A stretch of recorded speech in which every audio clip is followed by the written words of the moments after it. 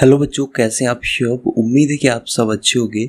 और इस वीडियो में बच्चों हम सॉल्व करने वाले हैं अभ्यास टेस्ट पेपर कक्षा 8वीं सप्ताह 1 का फुल सॉल्यूशन।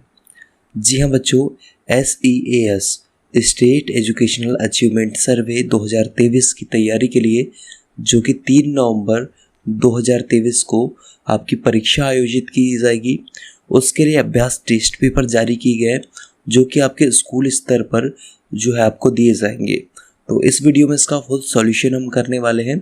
और इसका देखिए, एक आपके इसमें 4 विषय, कक्षा 8वीं के 4 विषय आपको हिंदी, गणित, सामाजिक विज्ञान और विज्ञान आपको इस टेस्ट पेपर में देखने को मिलेंगे। तो इस वीडियो में इसका फुल सॉल्यूशन हम करेंगे। 1 से लेकर आपको जितने भी यहाँ पर क्वेश्चंस दिए गए हैं सभी के उत्तर मैं आपको बताऊंगा। ये आपके स्कूल स्तर पर आपको दिए जाएंगे सॉल्व करने के लिए। तो इस वीडियो में इसका फुल सॉल्यूशन हम देखने वाले हैं। तो चलिए शुरू करते हैं इस वीडियो को। और जो बच्चे चैनल पर पहली बार आए तो चैनल को सब्सक्राइब ज़रूर करेंगे। तो देखिए, कुछ इस तरीके से आपका ये पेपर आएगा बच्चों। यहाँ पर देखिए लिखा रहेगा अभ्यास टेस्ट पेपर कक्षा 8वीं सप्ताह 1। ये सप्ताह 1 का पेपर है। इसी तरीके से आपको सप्ताह 9 तक के पेपर दिए जाएंगे। उन सभी का सॉल्यूशन आपको 9 का यहाँ इस चैनल पर प्रोवाइड करवाया जाएगा। साथ में आपके 3 मॉक टेस्ट हो गए। मॉक टेस्ट हो गए मतलब टोटल आपका 9 और 3 आपका कितना हो गया, यहाँ पर हो गया 12। टोटल 12 टेस्ट आपके लिए जाएंगे। तो उन सभी का सॉल्यूशन आपको इसी चैनल पर सबसे पहले प्रोवाइड करवा दिया जाएगा। तो चलिए शुरू करते हैं। ये आपके 3 नवंबर को SEAS स्टेट एजुकेशनल अचीवमेंट सर्वे की जो परीक्षा होने वाली है उसकी तैयारी के लिए जारी किए गए हैं। तो इनको आपको जरूर सॉल्व करना है, आपके स्कूलों से आपको दिए जाएंगे। तो देखिए, अभ्यास टेस्ट पेपर कक्षा 8वीं सप्ताह आपका 1 है। प्रश्नों की कुल संख्या बच्चों आपकी 40 रहने वाली है। समय आपका लगभग 90 मिनट का आपको मिलने वाला है। सबसे पहले विद्यार्थी के नाम में आपको अपना नाम, साला उपस्थिति, यहाँ पर पंजीयन क्रमांक लिखना है। और यहाँ पर साला मतलब स्कूल का नाम, यह विकासखंड का नाम, यहाँ जिले का नाम, जो भी जिले से आप है। इसके बाद हम आगे बढ़ेंगे। देखिए, कुछ उस तरीके से टेस्ट प्रशासनकर्ता के लिए कुछ निर्देश आपको दिए जाएंगे, जिनको एक बार आपको अच्छे से रीड करना है। और इसके बाद देखिए बच्चों, आगे हम बढ़ेंगे तो देखिए आप यहाँ पर देख सकते हैं कुछ उस तरीके से। यहाँ पर आपके रहने वाले हिंदी के 1 से लेकर 10 तक प्रश्न, और यहाँ पर देखिए गणित के रहने वाले 1 से लेकर 10 तक प्रश्न, विज्ञान के 1 से लेकर 10 तक प्रश्न, और सामाजिक विज्ञान के 1 से लेकर 10 तक प्रश्न, यानी 40 प्रश्न टोटल आपके यहाँ पर न्यू टाइप पूछे जाएंगे। तो उन सभी का सॉल्यूशन एक ही वीडियो में आपको प्रोवाइड करवा दिया जाएगा, मतलब पूरे YouTube पर आपको ऐसा वीडियो नहीं मिलने वाला है। तो चलिए शुरू करते हैं इस वीडियो को। तो देखिए, कुछ इस तरीके से भाग 1 में आपका देखिए बच्चों यहाँ पर हिंदी मिल जाएगा। भाग 1 में आपका देखिए हिंदी मिल जाएगा। सबसे पहले इसका सॉल्यूशन हम देखेंगे हिंदी का। तो देखिए, कुछ इस तरीके से आपका पहला प्रश्न है बच्चों की, निम्नांकित गद्यांश को पढ़कर प्रश्न के नीचे दिए गए विकल्पों में से सही विकल्प चुनकर सही उत्तर तालिका में लिखिए, ऐसा बोला गया आपको यहाँ पर। तो आपको क्या करना है, आपको ये गद्यांश को पढ़ना है और क्या करना है, विकल्प में से सही विकल्प चुनकर सही उत्तर तालिका में आपको भरना है। तो गद्यांश चलिए एक बार पढ़ते हैं। वाणी का अनमोल वरदान है, कोयल अपनी मीठी वाणी से सबका मन हर लेती है, जबकि कौवे की काँव काँव किसी को अच्छी नहीं लगती। वाणी के बिना सब कुछ सूना है, मीठी वाणी का प्रभाव बहुत व्यापक होता है। मीठी वाणी से सभी कार्य सिद्ध हो जाते हैं। मधुर बोलने वाले का समाज में बहुत आदर होता है। मृदुभाषी के मुंह से निकला एक एक शब्द सुनने वाले के मन को लुभाता है। इससे संपर्क में आने वाला व्यक्ति उसे वश में हो जाता है। मीठी वाणी सुनने वाले को ही आनंदित नहीं करती, वरन बोलने वाले को भी आनंद पहुंचाती है। कहा भी है कि तुझसे मीठे वचन ते सुख उपजत चहुँ और। मृदुभाषी समाज में सद्भावना का प्रचार प्रसार करता है। कटु भाषा बोलने वाले को अनेक प्रकार की हानियां उठानी पड़ती है। ऐसे में व्यक्ति के लिए कहा गया है, क्या कहा गया है, खीरा का मुंह कांट के मलियन नोन, इस तरीके से लगाए रही मन कड़वे मुखन को चाहिए यही सजाए। मतलब कटु भाषा का प्रयोग काम बिगाड़ देता है। जहाँ मधुर वाणी अमृत है, वही कटु वाणी बस है। इस तरीके से ही बोला गया है जो है मीठी वाणी और बुरी वाणी के बारे में, जिसमें कोयल और कौवे का उदाहरण लेकर बोला गया है। तो इसको हमने पूरा पढ़ लिया है। इसके बाद देखिए इससे रिलेटेड क्वेश्चन आपको यहाँ पर पूछे गए हैं। तो पहला क्वेश्चन क्या है बच्चों की, मीठी और कड़वी वाणी के लिए कौन से पक्षी प्रसिद्ध है? तो देखिए कोयल और कबूतर, या फिर कोयल और कौवा, या फिर आ जाएगा कोयल और हंस, और कौवा और कबूतर। तो बच्चों इसका सही उत्तर क्या हो जाएगा? इसका सही उत्तर आपका हो जाएगा कोयल और कौवा। कोयल और कौवा बी वाला इसका राइट आंसर बच्चों। इसमें आपको लगाना है, यहाँ आपके 1 नंबर पक्के हो जाएंगे। इसी तरीके से full solution A to Z मैं आपको इसी वीडियो में बताने वाला हूँ, वीडियो को अंत तक जरूर देखना है। तो पहले का आंसर क्या हो जाएगा? बी वाला। इसके बाद देखिए बच्चों दूसरा प्रश्न है कि खीरे को उसके कड़वेपन को दूर करने के लिए सजा के रूप में क्या लगाया जाता है? क्या लगाया जाता है? हल्दी, मिर्ची, नमक या फिर शहद। तो क्या लगाया जाता है बच्चों? इसका उत्तर हो जाएगा बच्चों नमक। नमक लगाया जाता है। तो ये आपका सी वाला इसका सही उत्तर हो जाएगा। चलिए इसके बाद आपका तीसरा प्रश्न है कि मीठा बोलने से क्या मिलता है? तो मीठा बोलने से क्या मिलता है? देखिए क्या मिलता है? कार्यसिद्धि मिलती है, शत्रुता मिलती है, आदर मिलती है, फिर हानि होती है। तो कौन सा इसका सही उत्तर हो जाएगा? तो सही उत्तर हो जाएगा बच्चों इसका डी वाला, पहला एवं तीसरा, मतलब कार्यसिद्धि मिलती है और आदर भी मिलता है। तो डी वाला इसका सही उत्तर पहला एवं तीसरा हो जाएगा। इसके बाद देखिए हम आगे बढ़ेंगे। तो आगे आपका देखिए चौथा प्रश्न है बच्चों, यहाँ पर चौथा प्रश्न है कि तुलसी और रहीम कवियों ने मीठी और खट्टी वाणों के लिए अपनी बात को किससे जोड़ा है? किससे जोड़ा है? तुलसी सजा से, रहीम सुख से, या फिर तुलसी सुख से, या फिर रहीम सजा से। तो इसका उत्तर क्या हो जाएगा? इसका उत्तर हो जाएगा बच्चों आपका सी वाला, तीसरा एवं चौथा, मतलब तुलसी सुख से और रहीम सजा से।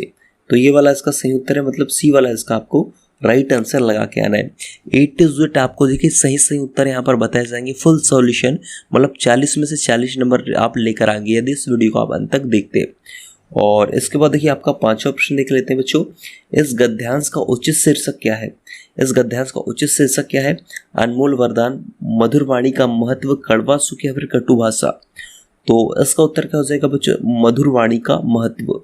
ये मतलब बी वाला इसका राइट आंसर आपका हो जाएगा। यहाँ पर पांचों प्रश्नों के उत्तर सही आपको नोट कर लेने हैं। इसके बाद देखिए बच्चों आपका निर्देश है नीचे। निर्देश क्या है कि नीचे दी गई कविता को पढ़कर प्रश्न के नीचे दिए गए विकल्पों में से सही विकल्प चुनकर सही उत्तर तालिका में लिखिए। देखिए यहाँ कुछ कविता आपको दी गई है, माटी तुझे प्रणाम करके। इसको आपको एक बार पढ़ लेना है, मैंने अच्छी तरीके से पढ़ लिया है। इसके बाद देखिए इससे रिलेटेड नीचे क्वेश्चन आपको पूछे जाएंगे, तो इन सभी के उत्तर चलिए मैं आपको बताता हूँ, एक ही करके आपको लिखते जाने। छठवां प्रश्न है बच्चों की माटी तुझे प्रणाम कविता किस भाव से संबंधित है? तो इसका उत्तर क्या लिखना है बच्चों? इसका उत्तर जाएगा मातृभूमि प्रेम। मातृभूमि प्रेम से संबंधित है, सी वाला इसका सही उत्तर हो जाएगा। चलिए इसके बाद देखिए सातवां की माटी को माथे से लगाकर कवि क्या भूल गया? तो क्या भूल गया है? तो इसका सही उत्तर क्या हो जाएगा बच्चों? इसका हो जाएगा शत्रु के दिए कष्ट। शत्रु के दिए कष्ट को जो है भूल गया है, तो डी वाला इसका उत्तर होगा। इसके बाद देखिए बच्चों आठवां की अभिराम का अर्थ क्या है? तो अभिराम का अर्थ क्या है? श्री राम है, उपनाम है, भयानक है, फिर मोहक है। तो इसका उत्तर क्या हो जाएगा? इसका उत्तर हो जाएगा बच्चों आपका मोहक। मोहक है इसका अर्थ। तो अभिराम का अर्थ क्या है? मोहक होगा। तो ये आपका सही उत्तर इसका होगा। इसके बाद देखिए बच्चों आपका यहाँ पर आगे नवों प्रश्न आ जाएगा कि नीचे दिए गए शब्दों में योजक चिन्ह किन शब्दों के बीच प्रयोग किया जाएगा? आ रहा, आते आते, आ रहा, या फिर आने दो। तो इसका तो योजक चिन्ह आपका बी वाला आते आते के बीच में यूज होगा, क्योंकि एक ही शब्दों के जो एक ही प्रकार के शब्द रहते हैं उनमें जो योजक चिन्ह यूज होता है। तो इसका जो है बी वाला उत्तर हो जाएगा, या टिक लगाना है। इसके बाद देखिए बच्चों 10वां की कविता में माटी का संबंध किससे है? तो किससे? घर से, खेत से, गली से, या फिर स्वदेश से। तो उत्तर क्या हो जाएगा इसका? स्वदेश से। माटी का संबंध आपका स्वदेश से हो जाएगा। यहाँ पर देखिए आपके 10 क्वेश्चन, मतलब हिंदी के जो 10 क्वेश्चन हैं वो कंप्लीट हो चुके हैं। तो अभी तक वीडियो को लाइक नहीं किया तो लाइक कर दीजिए, और चैनल को सब्सक्राइब नहीं किया तो सब्सक्राइब कर दीजिए। चलिए भाग 2 में बच्चों आपका यहाँ पर देखिए गणित है। भाग 2 में आपका देखिए गणित है। चलिए इसका भी सॉल्यूशन एक एक करके हम देखेंगे। सभी सही उत्तर मैं आपको बताऊंगा, वीडियो को अंत तक देखना है। निर्देशक की प्रश्न के नीचे दिए गए विकल्पों में से सही विकल्प चुनकर सही उत्तर तालिका में लिखिए। देखिए पहला क्वेश्चन है कि एक शहर की जनसंख्या देखिए कितनी, इकाई, दहाई, सैकड़ा, हजार, 10,000, लाख, 6 लाख है। शहर में 3,60,000 पुरुष है, तो जनसंख्या में महिलाओं का प्रतिशत कितना है? तो महिलाओं का आपको प्रतिशत यहाँ पर निकालना है बच्चों। तो देखिए महिलाओं का जो प्रतिशत हो जाएगा वो हो जाएगा आपका कितना हो जाएगा 40%। मतलब ए वाला इसका सही उत्तर हो जाएगा। मैंने इसको अच्छे से सॉल्व किया, यदि आप इसको सॉल्व करना चाहते हैं तो सॉल्व करके भी देख सकते हैं। 40% इसका सही उत्तर आपका आने वाला है। ये आपको टिक कर देना है पहले का ए वाला। और देखिए दूसरा, देखिए कुछ इस तरीके से आपका है कि केशव ने मकान बनाने के लिए 8 ट्रक ईंटें मंगवाई। मकान बनाने के बाद 550 ईंटें शेष बची। यदि प्रत्येक ट्रक में 2050 ईंटें थी तो मकान में कितनी ईंटों का प्रयोग किया गया। तो कितनी ईंटों का प्रयोग किया गया, तो उसका उत्तर हो जाएगा बच्चों आपका कि 15,850। 15,850 का आपको यहाँ पर देखिए सही उत्तर हो जाएगा।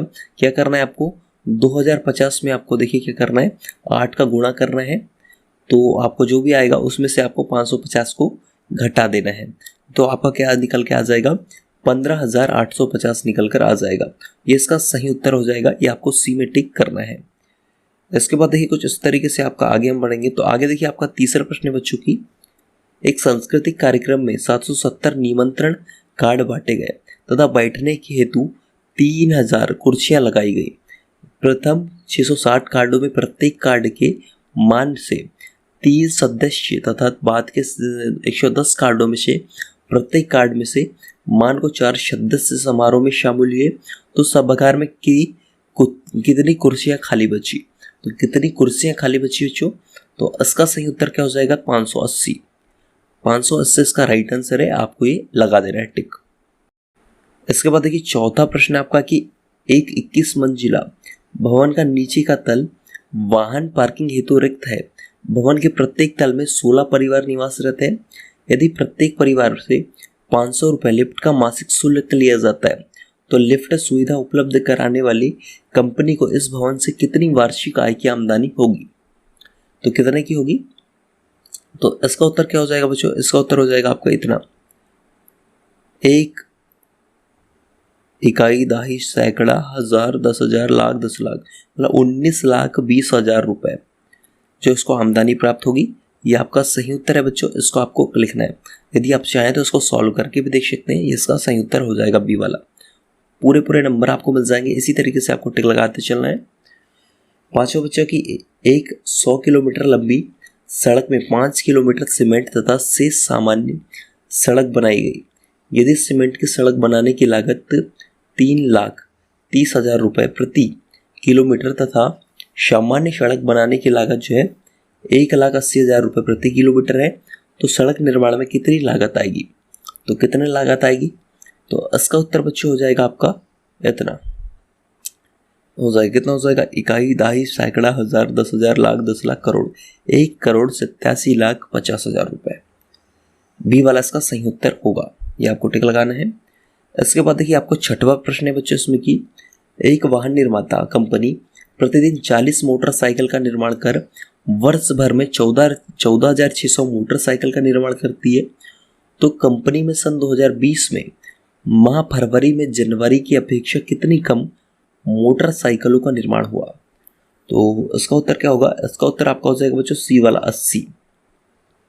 80 जो है इसका उत्तर हो जाएगा। सी वाला इसको आपको लगा देना है, इसका सही उत्तर होगा। इसके बाद देखिए सातवां प्रश्न है बच्चों की एक समाचार पत्र पत्रिकाओं में 350 रुपये प्रति माह खर्च करता है। यह उसके जेब का खर्च 10% है। उसका जेब खर्चा रुपयों में कितना होगा, तो 10% आपको निकालना है 350 का। तो 350 का 10% आपका क्या हो जाएगा, आपको क्या करना है 350 गुणित 10/100 कर रहा है।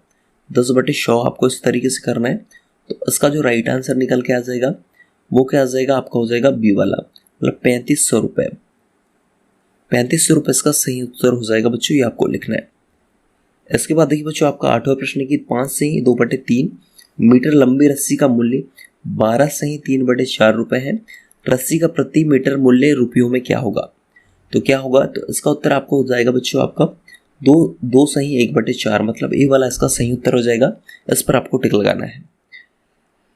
इसके बाद देखिए 9वां प्रश्न आपका कि एक किसान के यहाँ गेहूं और चने के कुल उत्पादन में से गेहूं का उत्पादन 3/4 भाग तथा चने का उत्पादन 1/4 भाग हुआ।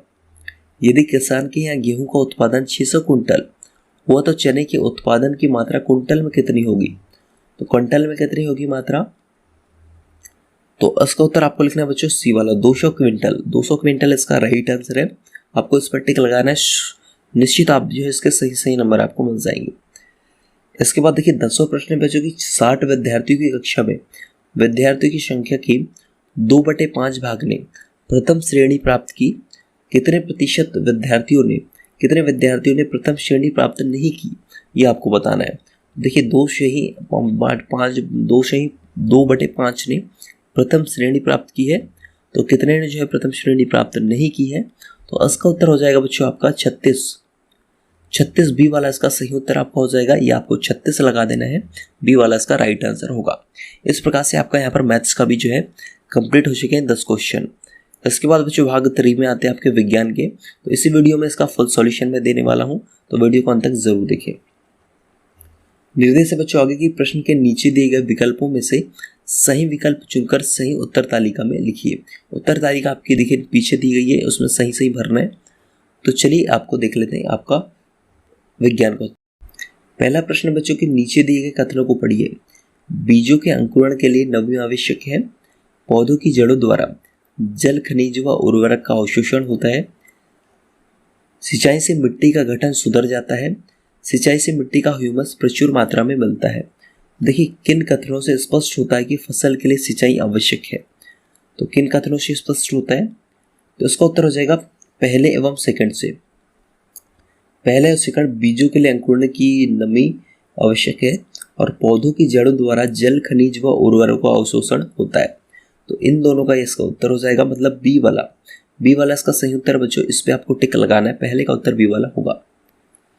इसके बाद देखिए दूसरा प्रश्न है कि निम्नलिखित में से किस कार्य के से मिट्टी की पोषक तत्व प्राप्त नहीं होते हैं? तो क्या उत्तर हो जाएगा इसका? इससे कटाई करने से मिट्टी को जो पोषक तत्व प्राप्त नहीं होते, ये आपको सी वाला टिक लिख देना है। तीसरा प्रश्न है बच्चों की चित्र में दिया गया कृषि यंत्र किस कार्य के लिए उपयोगी है? तो आपको यहाँ पर देखिए हल दिख रहा है, तो देखिए आपको कटाई, जुताई, निराई या सिंचाई। तो सही उत्तर हो जाएगा जुताई के लिए प्रयोग किया जाता है खेतों में। हल है ये एक प्रकार से। इसके बाद देखिए बच्चों की प्रश्न क्रमांक 4 है कि बूझों ने पौधे लगाने के लिए 2 गमले तैयार किए। किस गमले में पौधों को ह्यूमस प्रचुर मात्रा में मिलेगा? जिसमें मिट्टी है, गोबर की खाद है या फिर मिट्टी और यूरिया है? तो किसमें मिलेगा बच्चों? तो इसका उत्तर क्या हो जाएगा? इसका उत्तर आपका हो जाएगा गमला ए में, क्योंकि इसमें मिट्टी और गोबर की खाद है, तो खाद और मिट्टी इसमें है, तो इसमें प्रचुर मात्रा में ह्यूमस प्रथा जो मिलेगा, तो गमला ए में मिलेगा। तो ए का इसका सही उत्तर आपका होगा। इसके बाद देखिए 5वां प्रश्न आपका है इस तरीके से, मिट्टी प्लस पादप अपशिष्ट, मिट्टी प्लस पॉलीथीन, कांच के टुकड़े, प्लास्टिक के टुकड़े। तो उपरोक्त चित्र के में 2 गमले अ तथा ब दिख रहे हैं। गमले के अंदर पड़े हुए पदार्थ का अवलोकन कर अनुमान लगाइए कि गमलों की सामग्री में 1 महीने पश्चात क्या अंतर दिखाई देगा। तो क्या अंतर दिखाई देगा? तो 4 ऑप्शंस आपको यहाँ पर दिए गए बच्चों। तो 4 ऑप्शंस देखिए आपको यहाँ पर दिए गए कुछ इस तरीके से। तो इसका उत्तर हो जाएगा बच्चों ए वाला के अंतर गमले अ की सामग्री का अपघटन हो गया। गमले अ की सामग्री के जो है अपघटन हो गया, ये नहीं होगा, आपका बी वाला हो जाएगा। बी वाला इसका सही उत्तर होगा, ए नहीं होगा। गमले ब की सामग्री का जो है अपघटन हो जाएगा। क्यों हो जाएगा?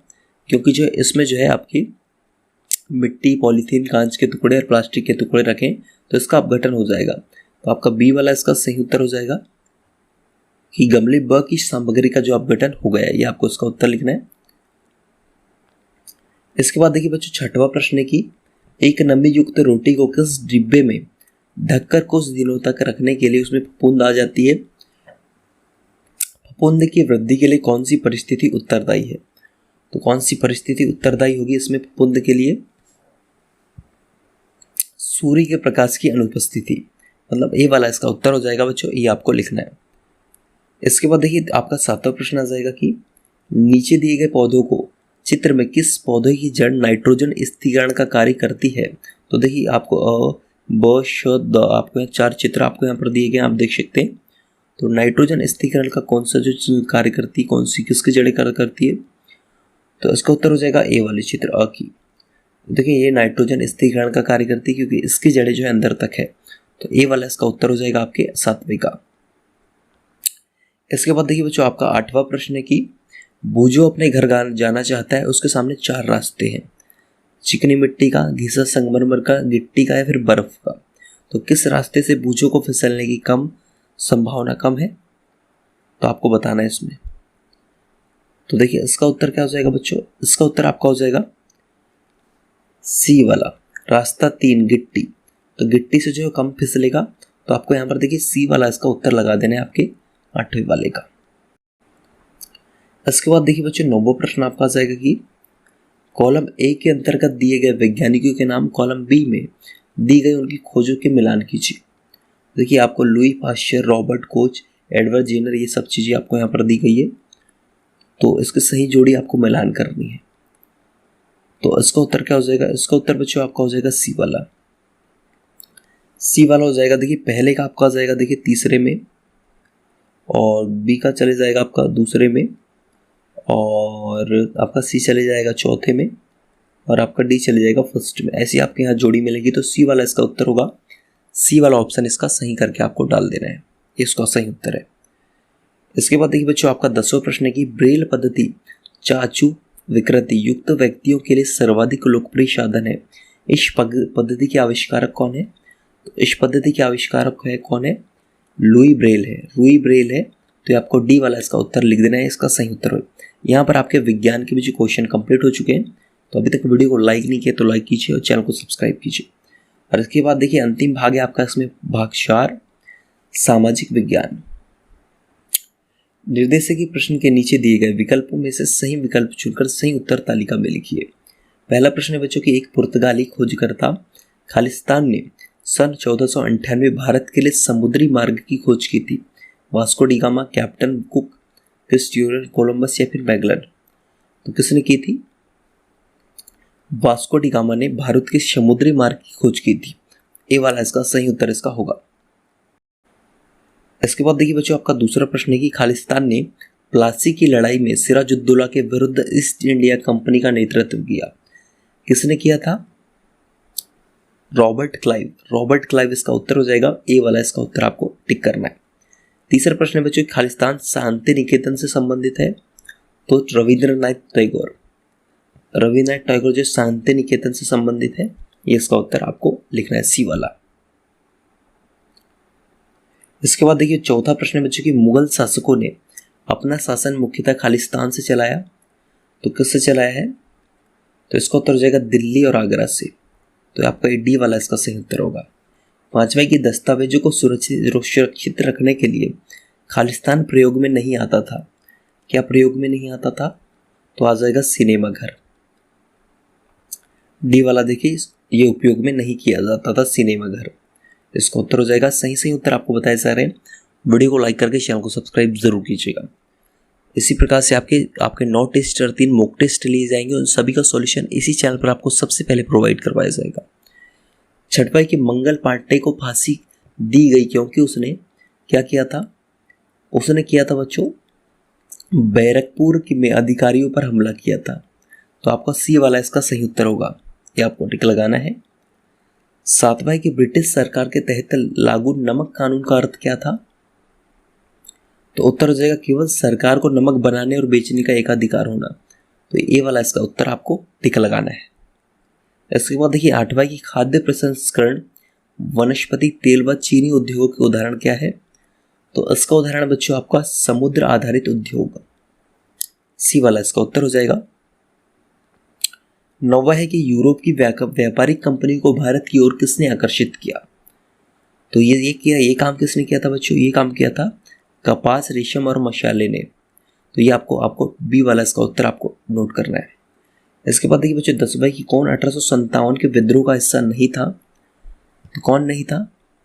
तो ये था बच्चों ग्वालियर का मराठा शासक।